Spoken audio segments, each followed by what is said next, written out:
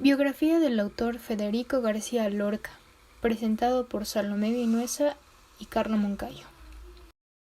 Vida personal del autor. Federico García Lorca, uno de los poetas más importantes, nació en Fuente Vaqueros, un pueblo andaluz de la Vega Granadina, el 5 de junio de 1898. Su madre, Vicenta Lorca Romero, había sido durante un tiempo maestra de escuela y su padre, Federico García Rodríguez, poseía terrenos en La Vega, donde se cultivaba remolacha y tabaco. En 1909, cuando Federico tenía 11 años, toda su familia, sus padres, su hermano Francisco y sus hermanas Conchita e Isabel se establecieron en la ciudad de Granada, aunque seguirían pasando los veranos en el campo Valderrubio, donde Federico escribió gran parte de su obra. Más tarde, aún después de haber viajado mucho y haber vivido durante largos periodos en Madrid, Federico siempre recordaría cómo afectaba su obra el ambiente rural en La Vega. En sus poemas y en sus dramas se revela como un agudo observador del habla, de la música y de las costumbres de la sociedad rural de España. Una de las peculiaridades de su obra es cómo ese ambiente descrito con exactitud llega a convertirse en un espacio imaginario, donde se da expresión a todas las inquietudes más profundas del corazón humano: el deseo, el amor y la muerte, el misterio de la identidad y el milagro de la creación artística. Estudios y profesión. Su primitiva vocación fue la música y estudió guitarra y piano.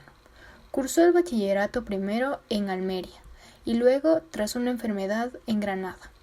Continuó sus estudios superiores en la Universidad de Granada. Estudió filosofía y letras y se licenció en Derecho. En febrero de 1917 apareció su primera composición literaria en el Boletín del Centro Artístico de Granada. Se titulaba Fantasía Simbólica. En 1919 se instaló en la Residencia de Estudiantes de Madrid, donde conoció a autores ya consagrados como Juan Ramón Jiménez y trabó amistad con poetas de su generación y artistas como el pintor catalán Salvador Dalí y el futuro cineasta Luis Buñuel. Sus profesiones fueron poeta, autor, dramaturgo, pintor, director de teatro, pianista, letrista, dibujante y crítico de arte.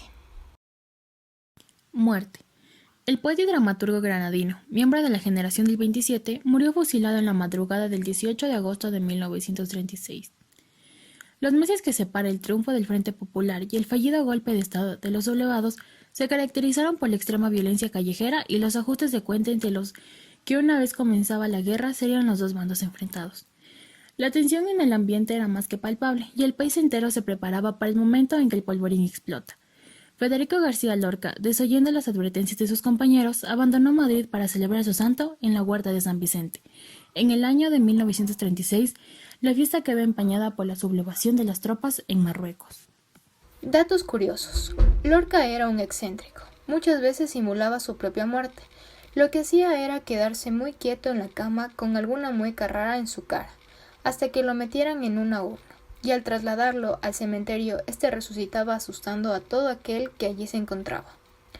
Con un gran don para la memoria, sus padres descubrieron la facilidad para aprender canciones que Federico tenía. Años después, Lorca explotó esa capacidad como todos conocemos el día de hoy. Su mayor inspiración y respeto fue hacia Salvador Dalí. De hecho, estuvieron profundamente enamorados. Hay muchas menciones de Salvador en sus obras. Inclusive hay una en específico que se llama Oda a Salvador Dalí.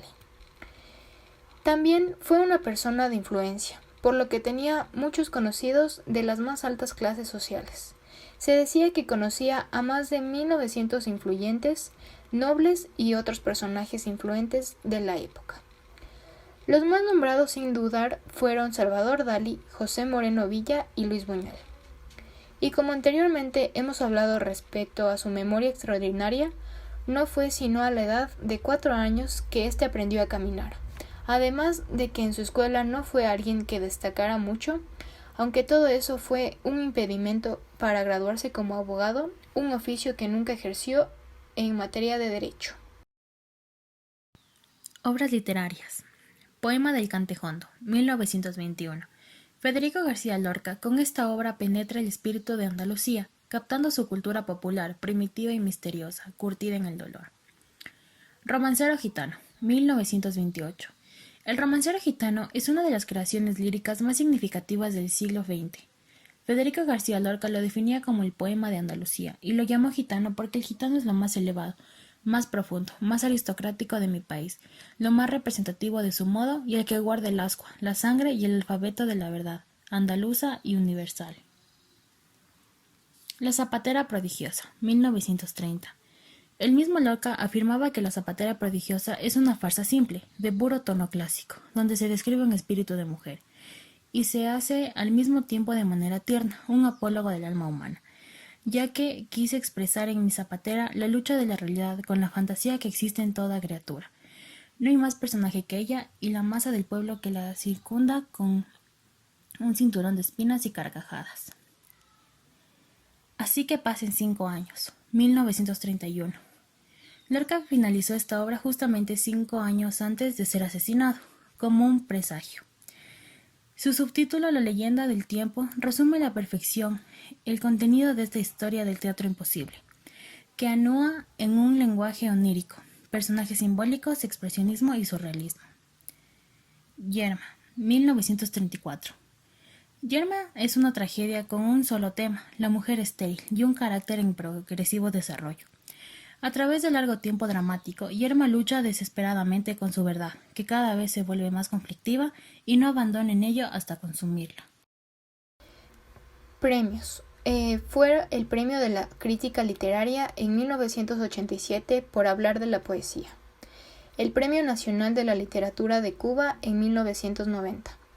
El Premio de la Crítica Literaria 1991 por Créditos de Charlotte. También el Premio de la Crítica Literaria en 1996 por Habana del Centro. El Premio de la Crítica Literaria en 2001 por Darío Martí y el Germinal Americano. El Premio Nacional de Investigación Cultural en 2005. El Premio Iberoamericano de Poesía Pablo Neruda en 2007. El Premio Reina Sofía de Poesía Iberoamericana en el 2011. Y el Premio Internacional de Poesía Ciudad de Granada Federico García Lorca en 2011. Distinciones. Distinción por la Cultura Nacional. Distinción Raúl Gómez García. Distinción 23 de agosto de la Federación de Mujeres Cubanas. Medalla 30 aniversario de la Academia de Ciencias de Cuba. Contexto histórico. Federico García Lorca es una de las figuras más importantes de la literatura española del siglo XX. Pertenece a la llamada Generación del 27, y su obra contribuye de manera decisiva a la renovación tanto de la poesía como del teatro durante los años 20 y 30. Estamos ante una revolución de la disposición de la escena teatral y ante una nueva concepción de lo que en ella acontece. Esto viene motivado en gran medida por la aparición del surrealismo, un movimiento artístico que aportará un nuevo enfoque a toda la producción artística del siglo XX. Sin embargo, y como veremos en el comentario de la obra, La zapatera prodigiosa, que se estrenó en 1930, posee cualidades especiales como un conflicto matrimonial, la necesidad de la comunicación sincera y clara, mantener una relación sólida, cuando están en juego las relaciones amorosas. La zapatera prodigiosa es una tragicomedia moderna de una perfección estimable. Lorca aborda temas de hondo calado desde una visión pesimista, crítica y más bien negativa, partiendo de una mera situación cotidiana de un matrimonio normal y corriente. Nos permite comprender la necesidad de amor, fuerza y templanza para alcanzar algo parecido a la plenitud de vida. El acoso de algunos poderosos o impulsivos no deberían romper los lazos de amor, como lo que une a esta pareja que necesita una farsa para comprender que simplemente se quieren, con sus defectos y anormalías. Influencia literaria. Como poeta y dramaturgo, Federico García Lorca hizo parte de la generación del 27, que constituía por entonces a la gama de escritores españoles que se enfocaron en el vanguardismo y perfilaron su obra bajo una influencia desenfadada de lo cosechado por el expresionismo. También hemos tomado en cuenta el papel de la mujer en las obras de Federico García Lorca y Henrik Ibsen. La caracterización que hace Lorca de los personajes femeninos en sus obras teatrales es un fiel y detallado retrato de la opresiva situación que sufría la mujer en la sociedad española de principios del siglo XX. En esa época, la cultura, las costumbres y la opinión popular reprimía duramente todo acto que fuera considerado inmoral, provocando como consecuencia el sufrimiento y la represión de las mujeres. Como en su obra lo representa mediante la zapatera, quien es algo antipática, pero es debido a su infelicidad, y lucha contra lo que la rodea. Al principio de la obra trata a su marido con despecho, no obstante siempre se mantiene fiel a sí misma hasta reconocer y valorar el amor que siente por su marido. Al igual que Henrik Ibsen, critica principalmente los roles tanto del hombre como el de la mujer en el ámbito social, económico y matrimonial durante la época. Y lo logra a través de Nora, quien simboliza a una mujer del siglo XIX, que vive bajo la sombra de su marido en una sociedad machista, sin libertad y cumpliendo el rol que dicha sociedad espera de ella. Es decir, proteger, cuidar y servir a su familia y sobre todo a su marido, pues su único deber es ser una buena esposa y madre. Sin embargo, podemos afirmar que la obra Casa de Muñecas es una representación de la evolución del rol de la mujer. La mujer no ha nacido para que se la comprenda, sino para que se la ame. Federico García Lorca. Hemos llegado a la conclusión que Lorca fue sin duda una de las figuras más importantes de la literatura del siglo pasado y de la actualidad. Lástima que la guerra civil truncó su carrera en el momento en que el autor parecía haber alcanzado la plenitud.